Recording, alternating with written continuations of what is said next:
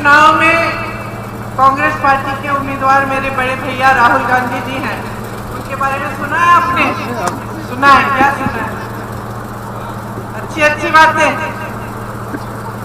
मेरे भाई ऐसे नेता है जो हमेशा सच बोलते हैं, झूठ नहीं बोलते बिल्कुल। थोड़ा सा पीछे आ जाना थोड़ा। और कभी कभी हम भी चिढ़ जाते हैं कि बहुत ज्यादा सच बोलते। मजाक कर रहे हैं। नहीं, वो हमेशा सच बोलते हैं और जहां जहां न्याय देखते हैं वो हमेशा अन्याय के खिलाफ लड़ते हैं। ये बचपन से करते आ रहे हैं और राजनीति में, जब से राजनीति में आए हैं, उनकी पहचान ये बन गई है कि जैसी चीज वो देखते हैं, जो सच्चाई देखते हैं, उसको कहने से वो डरते हैं। तो आज जो देश में सच्चाई है वो क्या है, ये आपको समझना भी आपके लिए भी बहुत महत्वपूर्ण है। क्योंकि आप टीवी खोलते हैं तो आप टीवी में देखते हैं बड़ी बड़ी बातें, बहुत बड़े बड़े इश्तिहार, बड़ी बड़ी वोटिंग देखते हैं।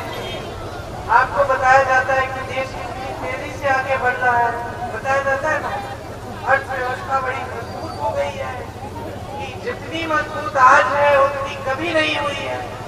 आपको बताया जाता है कि मोदी सरकार में जितना काम हुआ है तो देश में कभी पहले इतना काम देखते हैं ना, और रोज रोज यही दिखाया जाता है। तो समझने की क्या बात है? समझने की सबसे पहली बात यह है कि जितने भी टीवी के चैनल हैं वो सब बड़े बड़े खरबपतियों, बड़े बड़े खरबपतियों के हैं। और कौन है ये खरबपति? ये मोदी जी के खास दोस्त, जिनको मोदी जी ने देश की पूरी संपत्ति दे रखी है। तो देश का कोयला, देश के बंदरगाह, देश के हवाई अड्डे, बड़ी बड़ी सरकारी कंपनियां आज किसकी है? एक जमाने में देश की होती थी, सरकारी होती थी। अब इन्होंने कुछ गिने चुने लोगों को सब कुछ सौंप दिया और इसके साथ साथ देश की टीवी के चैनल सभी लोगों को। तो जो आपको दिखा रहा है ये सच्चाई नहीं है। सच्चाई क्या है? सच्चाई आप जी रहे हैं। आपके जीवन में क्या तरक्की आई है 10 सालों में? पहले यहाँ बैठी हैं, दुकान जाती हो तो खरीद पाती हो जो भी चाहते हो। महंगाई इतनी है कि क्या खरीद पाती हो? तेल, दाल, खाद, सब्जी सब कुछ महंगा है, कुछ सस्ता नहीं है। चीनी तो मिल ही नहीं रही है, मिट्टी का तेल नहीं मिल रहा है ना?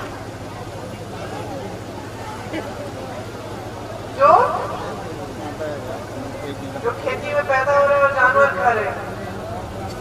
हमारा पशु की समस्या है, खेती से कमाई नहीं हो रही है। चाहे कितना भी काम करो, कितना भी मेहनत, कितनी भी मेहनत करो, कमा नहीं पा रहे, है ना? तो सच्चाई क्या है? जो टीवी पे दिख रहा है या जो चीज? नहीं, मैं तो कहूँ नहीं। सच्चाई ये जो आपको दिख रहा है, जो आप जी रहे हो, जो आपका अनुभव है। कल को मैं बोल दूं कि आपके पास सब कुछ है, सरकार ने सब कुछ दिया है, आप मान जाएंगे? नहीं माननी है। बिल्कुल यही कह रही हूँ। तो एक तरफ आपको दिखाया जा रहा है कि सब कुछ है आपके पास, देश बड़ा आगे बढ़ रहा है, देश से सब कुछ हो रहा है, लेकिन जीवन में तो कुछ नहीं है। महंगाई है, कुछ खरीद नहीं पा रही हो, खेती से कमाई नहीं हो रही है, खेती के सारे सामान महंगे हो गए हैं। सारे सामान महंगे हुए क्योंकि मोदी जी ने हर चीज में जीएसटी की टैक्स लगा रखी है, खेती के सामानों पे टैक्स लगा रखी है। आवारा पशु आवारा घूम रहा है इतने सालों से, इतनी बड़ी समस्या है। रात रात में जाके पहरेदारी करते हो, खेत चल रहा है, आवारा पशु, किसी ने रोकने की कोशिश नहीं की है। तो सच्चाई फिर यही है ना जो जी रहे हो। सच्चाई तो ये है कि आप कितनी भी मेहनत कर रहे हो अपने बच्चों को पढ़ाने के लिए, वो बच्चा बड़ा होता है, पढ़ाई खत्म भी करता है, आपको खुशी होती है कि चलो मैंने मेहनत की, बच्चा पढ़ गया है, पढ़ लिया है उसने, लेकिन उसके सामने क्या भविष्य है? रोजगार मिलने के कोई मौके नहीं है। तो यही तो सच्चाई है। है, तो मैं यही बताने आई हूं कि एक सच्चाई आपको दिखाई जा रही है और एक सच्चाई आप जी रहे हैं। अब किस आधार पे आप निर्णय लेंगे? जो आपको टीवी पे दिखाया जा रहा है या जो आप जी रहे हैं? क्योंकि अगर जो टीवी पे दिखाया जा रहा है आप उस आधार पर अपना वोट देंगे तो फिर आपके जीवन में सुधार नहीं आने वाला है। क्योंकि असलियत यह है कि मोदी जी की सरकार में 10 सालों से सारी नीतियां बड़े खरबपतियों के लिए बन रही हैं। किसान के लिए एक नीति नहीं बनाई। बड़े बड़े खरबपतियों के 16 लाख करोड़ माफ कर दिए इन्होंने कर्ज। किसान का 1 रुपया माफ नहीं किया। उत्तर प्रदेश में किसान 1 लाख रुपए के कर्ज की वजह से आत्महत्या भी कर रहा है। बेटी की शादी होती है, कर्ज लेना पड़ता है। बच्चों को पढ़ाना है, विश्वविद्यालय भेजना है, कोर्स कराना है, ट्यूशन कराना है, तो आपको कर्ज लेना पड़ता है। कोई बीमार पड़ जाता है, इलाज के लिए कोई सुविधा नहीं है, आपको कर्ज लेना पड़ता है। और आपके कर्ज माफ करने के लिए बिल्कुल कोई सुविधा नहीं है।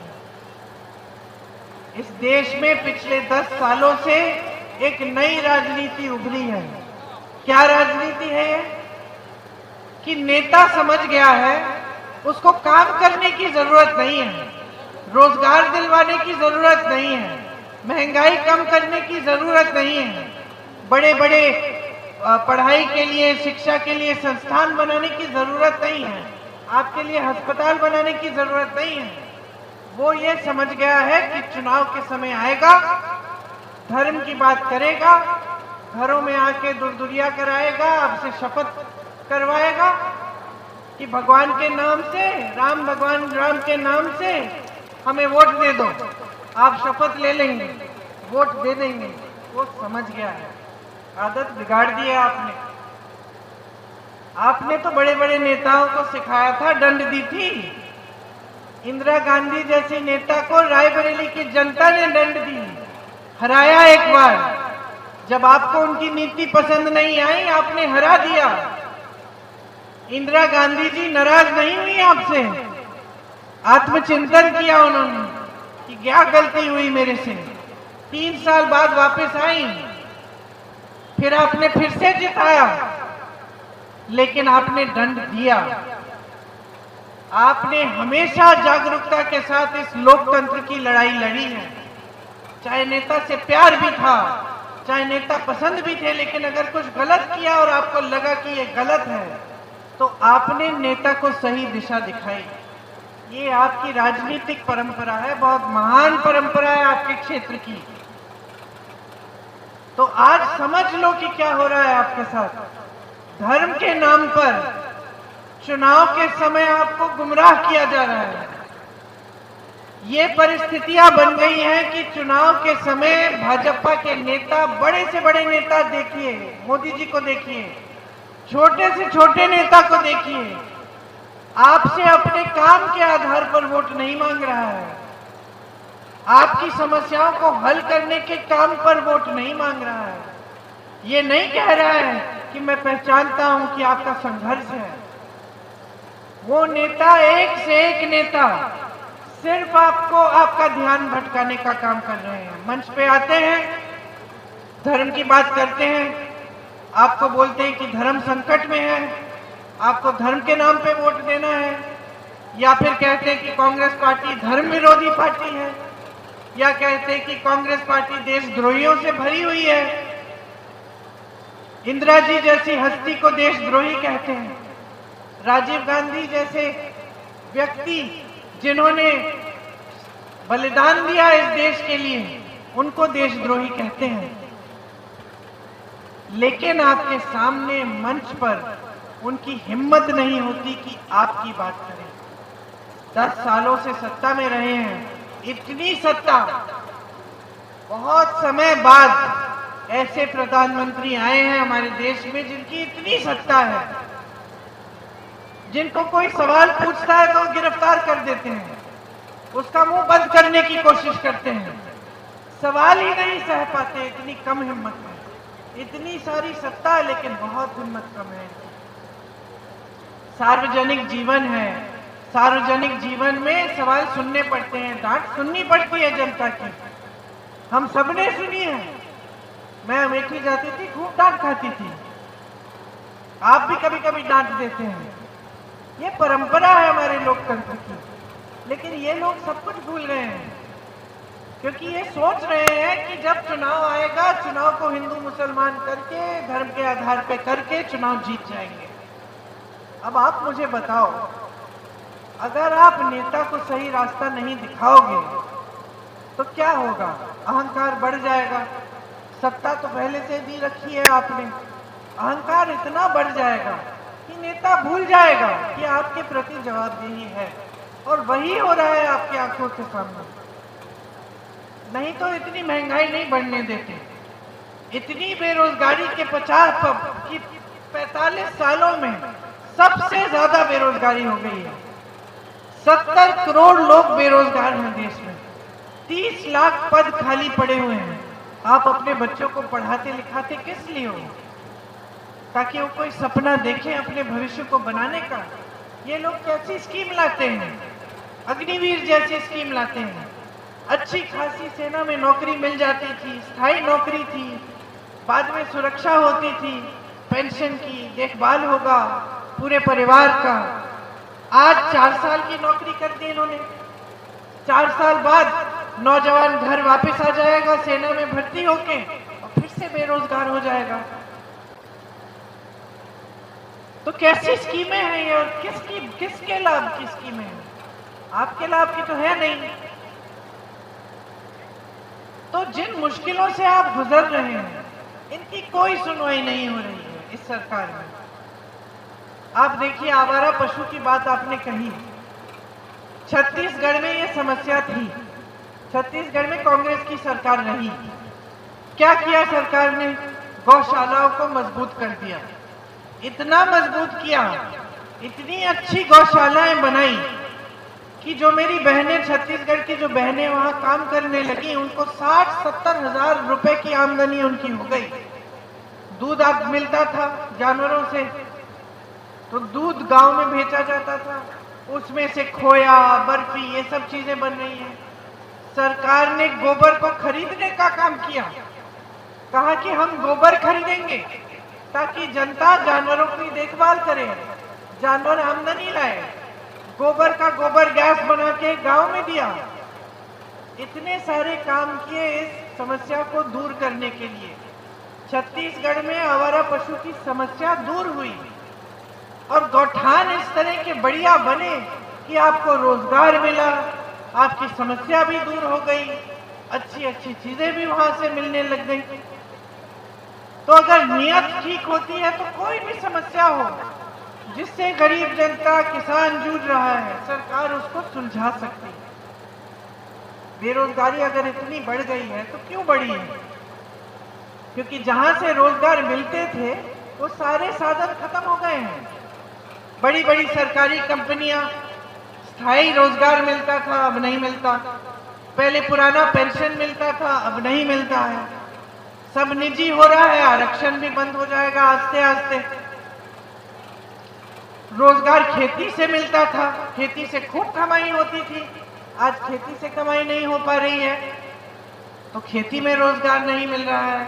जो छोटे दुकान हैं, जो छोटे कारोबार है, छोटे छोटे यूनिट है मैन्युफैक्चरिंग के, तकरीबन इनमें भी कमाई नहीं हो रही है, क्योंकि इनकी कमर तोड़ी। पहले नोटबंदी लाए, फिर जीएसटी लाए, तो अब ये भी कमा नहीं पा रहे, ये रोजगार क्या देंगे? तो जहां जहां से रोजगार बन सकते थे वो सारे साधन बंद कर दिए। तो बचा क्या फिर? कि तमाम नौजवान जनता बेरोजगार घूम रही है। तो ये इसमें किसका फायदा हो रहा है? आपका तो फायदा नहीं हो रहा है। इसमें तो फायदा सिर्फ उन नेताओं का और उन राजनीतिक दलों का हो रहा है जो चाहते हैं कि आप जीवन भर निर्भर रहें, जो कहते हैं कि आपको 5 किलो राशन देंगे मगर आपको रोजगार नहीं देंगे।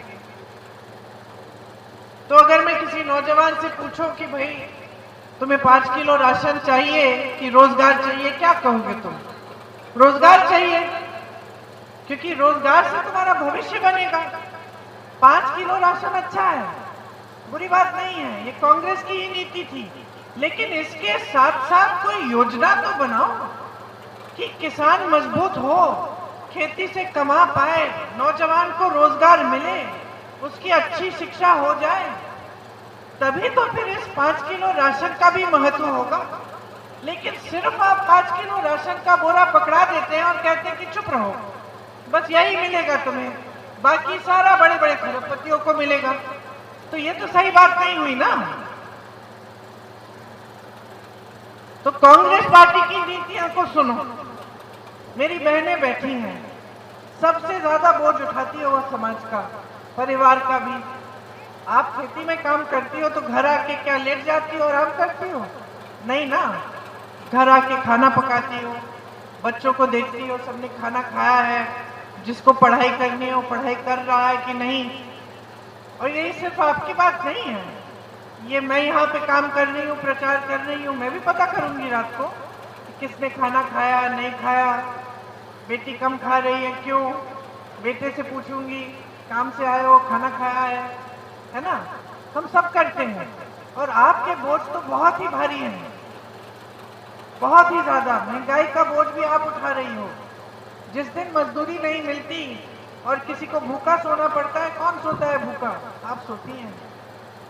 पहले बच्चों को खिलाएंगी, पति को खिलाएंगी, उसके बाद सोएंगी ना। तो आपकी कहीं सुनवाई हो रही है? कोई पहचान रहा है कि मेरी बहनें कितनी मेहनत कर रही हैं? कोई नहीं पहचान रहा है। जहां जहां कांग्रेस की सरकारें हैं, हम पहचान रहे हैं इस बात को। तो जहां जहां कांग्रेस की सरकारें हैं, आज के दिन गरीब परिवारों में जो सबसे बड़ी महिला है उसको, उसके खाते में हर महीने पैसे डाले जा रहे हैं, सरकार डालती है। क्योंकि हम कह रहे हैं कि ये जो घर पे भी तुम काम कर रही हो, इसके लिए तुम्हें कुछ मिलना चाहिए, ताकि तुम्हारी भी थोड़ी सी बचत हो पाए, तुम अपने लिए कुछ खरीद पाओ, परिवार में मदद दे पाओ। तो हम कह रहे हैं कि अगर केंद्र में हमारी सरकार आएगी तो हर महीने गरीब परिवारों में जो सबसे बड़ी महिला है उसके लिए हम खाता खुलवाएंगे और हर महीने उसके खाते में 8,500 रुपए हम डलवाएंगे। एक साल में 1 लाख रुपए उस महिला के खाते में चले जाएंगे हर साल।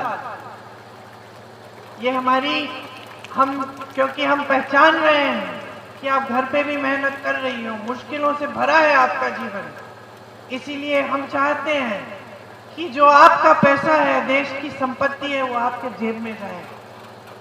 किसान भाइयों के लिए, आपके कर्ज माफी के लिए हम एक स्थायी आयोग बनाएंगे, ताकि जब आपको संकट होती है, कर्ज लिया है, चुका नहीं पा रहे हो, उस आयोग में जा सकते हो, मदद मिलेगी।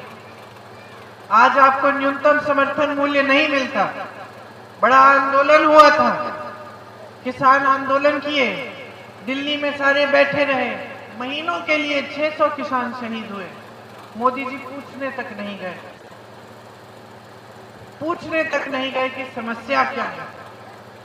हम कह रहे हैं कि ये जो न्यूनतम समर्थन मूल्य है, हम कानून बनाएंगे, कानून बनाएंगे कि ये आपका अधिकार बनेगा कि कोई भी सरकार आए, आपको न्यूनतम समर्थन मूल्य देना ही पड़ेगा। हम आपके लिए कई नीतियां लाए हैं जिससे आपके जीवन में सुधार आए। हम कह रहे हैं कि आज खेती के हर सामान पर जीएसटी लगता है, हर सामान महंगा हो गया है, कुछ सस्ता नहीं मिलता। कांग्रेस पार्टी की सरकार आएगी तो जितने भी खेती के सामान हैं, इसमें से जीएसटी हम हटाएंगे, जीएसटी मुक्त हो जाएंगे ये सामान। इससे महंगाई कम होगी, खेती से कमाई होनी शुरू होगी। खेती में आज कमा नहीं पा रहे हो, जो आयात निर्यात की नीति है उसको सही करेंगे। इन्होंने क्या नीति बनाई है, मैं आपको एक उदाहरण देती हूँ। हिमाचल में सेब के किसान हैं, सेब उगाते हैं, देश दुनिया में मशहूर था हिमाचल का सेब। इन्होंने क्या किया, सारे कोल्ड स्टोरेज अपने बड़े बड़े खरबपतियों को दे दी। तो कोल्ड स्टोरेज बड़े खरबपति के हैं, तो क्या करते हैं, सबका सेब खरीद के उसमें डाल देते हैं। जब जी चाहे, जब मन चाहे तो तय करते हैं कि इसका रेट क्या होगा, और जब मन चाहे तो उसको बेचेंगे, जब मन चाहे तो बेचना बंद। तो किसान उस बड़े खरबपति पे निर्भर हो गया है। और ऊपर से सरकार ने ये नीति बनाई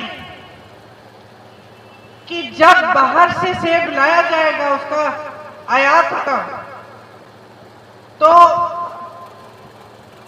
सेब पर जो टैक्स लगेगा, जो बाहर से सेब आएगा उस पर कम टैक्स लगेगा। इसका मतलब है कि जो ग्राहक जाएगा सेब खरीदने, तो देसी सेब महंगा होगा और विदेशी सेब कम महंगा होगा, सस्ता होगा।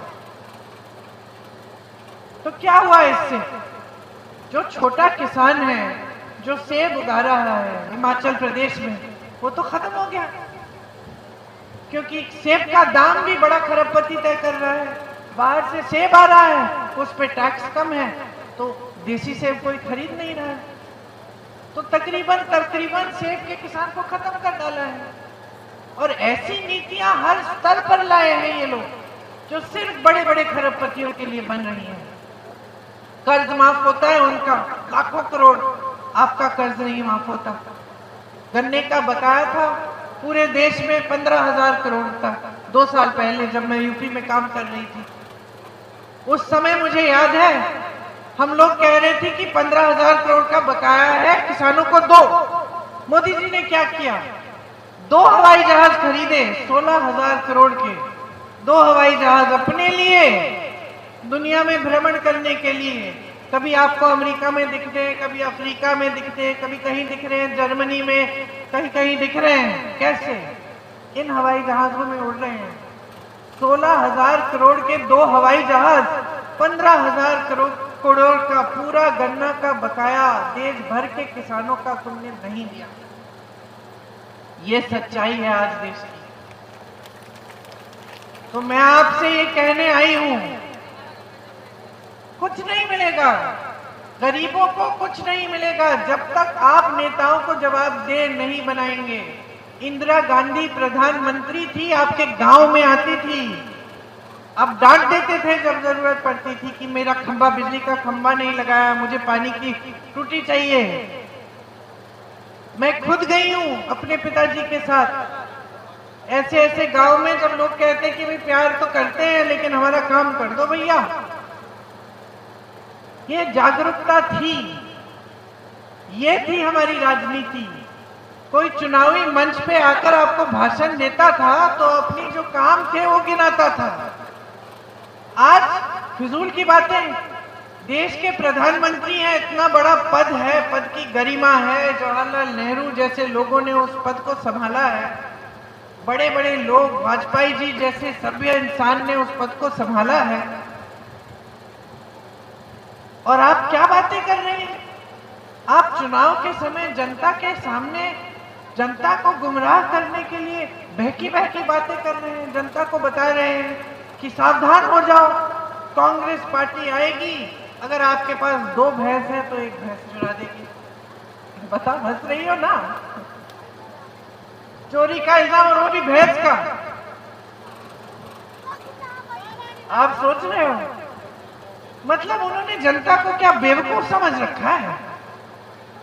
समझ रखा है कि कुछ भी बोल दो, अपने दिमाग से कुछ भी निकाल दो। कहते हैं कि कांग्रेस पार्टी के घोषणा पत्र में लिखा है आपकी सारी संपत्ति ले जाएंगे और किसी एक समुदाय को पकड़ा देंगे। कहाँ लिखा है? लिखा ही नहीं है, ऐसी बात ही नहीं की है किसी ने। आप प्रधानमंत्री हो, अपने मन से कुछ भी कह रहे हो,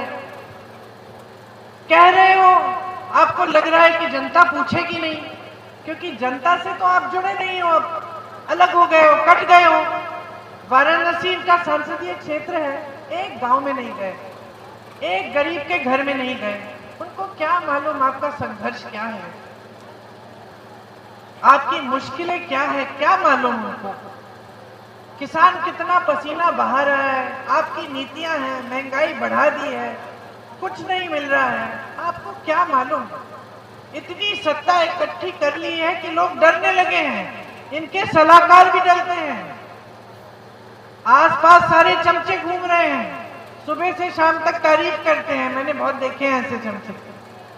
सुबह उठते प्रधानमंत्री जी तारीफ करते होंगे कि इतने अच्छे लग रहे हैं प्रधानमंत्री जी, आज का तो भाषण वाह वाह। तो बेचारे प्रधानमंत्री जी भी भाग गए हैं। उनको खुद पता नहीं चल रहा कि जनता सुनना क्या चाहती है। जनता बस ऊब चुकी है, नाटक नौटंकी से ऊब चुकी है। जनता आज चाह रही है कि महंगाई को कम करो, कि बेरोजगारी को संभालो, रोजगार दिलवाओ, हमारे लिए ऐसी स्कीम लाओ जिससे हम आत्मनिर्भर हो, हम अपने पैरों पे खड़े हों। हमें बताओ भाई, हमें 70 साल की बात मत सुनाओ कि कांग्रेस ने क्या किया क्या नहीं किया। हमें बताओ कि 10 सालों से आप सत्ता में हैं, आपका राज है, आपने क्या किया है ना। मैं चुनौती देती हूं प्रधानमंत्री जी को, एक बार मंच पे खड़े होकर बता दे क्या किया है 10 सालों में। कौन सी ऐसी संस्था खोली है? कांग्रेस ने IIT बनाई, IIM बनाया, इसरो, DRDO, HAL, BHEL, मैं गिनाते गिनाते यहाँ पे आपकी शाम हो जाएगी, मैं गिनाती रहूंगी। और आपने इस क्षेत्र में देखा है, एम्स कौन लाया, ITI कौन लाया, डिजाइन इंस्टीट्यूट कौन लाया, रेल कोच कौन लाया, NTPC कौन लाया। धन्यवाद। अमेठी में BHEL, HAL, फुर्सतगंज का हवाई अड्डा कौन लाया ये सब। और ये क्या लाया, क्या लाया? समाज में फूट फैलाई, बस उससे उन्हीं का फायदा हुआ। आपके लड़ने झगड़ने से फायदा तो इन्हीं का हुआ है, आपका तो कोई फायदा नहीं हुआ। तो ये सब बातें समझने लायक हैं, क्योंकि आप वोट देने जा रहे हो, फिर से इनके नेता आएंगे, फिर से बहकी बहकी बातें, ध्यान भटकाना, ऐसी ऐसी बातें जिससे आपको डराएंगे धमकाएंगे। तो आपको निर्णय लेना है अपने लिए, आपका भविष्य कहां से बनेगा। मैं तो कहती हूं, मैं कह रही हूं, इसलिए मत मानो, पता करो कि भाई कर्नाटका में सचमुच कांग्रेस पार्टी ऐसी नीति लाई है। तेलंगाना में पता करो क्या सच है कि महिलाओं के खातों में पैसे डल रहे हैं। पता करो, अपने लिए अपनी जानकारी लो। कांग्रेस के कार्यकर्ता जो है, इनसे पूछो, हम जानना चाहते हैं, दिखाओ भाई, प्रमाण दिखाओ। कुछ कह रहे हो कि गारंटी दोगे, इसका प्रमाण क्या है? कहीं देख के दिखाई है आपने? तो अपने लिए पूरी जानकारी लो, जागरूक बनो, अपने भविष्य को अपने हाथों में लो। आज जो दिशा है राजनीति की देश में, वो सही दिशा में नहीं जा रही है। आपको इसको दिशा दिखानी है, नेताओं को समझाना है कि सबसे पहले आपकी समस्याओं को दूर करें, आपके लिए सेवा करें, आपके लिए समर्पित हो, तब आपका वोट मिलेगा। तो यही सब कहने के लिए मैं यहां आई हूं। मेरे भाई जो हैं, उनको सच बोलने की आदत है, मैं बता चुकी हूं। न्याय की लड़ाई लड़ते हैं, 4000 किलोमीटर चले, देश के एक कोने से दूसरे कोने पैदल चले, आप सबके बीच आए, आपकी समस्याएं सुनी। माता जी ने 20 सालों के लिए आपके लिए आपकी सेवा की, उनसे पहले दादी जी ने की। परिवार को जानते हो, हमारे असूलों को जानते हो, हमारी भावनाओं को समझते हो, हमारे दुखों में आप शामिल हुए, हमारी खुशियों में आप शामिल हुए, और इसी तरह से हम इस रिश्ते को निभाने के लिए आपके बीच आए हैं। आप भैया को भारी बहुमत से जिताएंगे तो भैया भी इस रिश्ते को पूरे दिल से निभाएंगे, आपकी सेवा करेंगे, दिन रात आपके लिए समर्पित होंगे। आप सबको बहुत बहुत धन्यवाद। आपने मेरी बातें बहुत ध्यान से सुनी, कुछ अपनी बात भी रखी है, अच्छा है। मुझे बहुत पसंद आई ये बात कि आपने भी अपनी बात रखी, आपने भी बताई बहुत चीजें, इससे हम भी सीखते हैं। कोई सोच नहीं सकता था, कोई सोच नहीं सकता था। अगर आप मुझे 5 साल पहले कहते कि एक सिलेंडर 1200 का हो जाएगा, मैं यकीन नहीं कर पाता। आज सिलेंडर 1200 रुपए का हो गया है। अब चुनाव आ रहा है तो कह रहे हैं कि 100-200 कम हो जाएगा। तो चुनाव के पहले क्यों नहीं किया, है ना? तो आप सब बातें समझते हैं, बहुत विवेक है आप में, आप सही जगह ही अपना वोट डालेंगे, मैं जानती हूँ।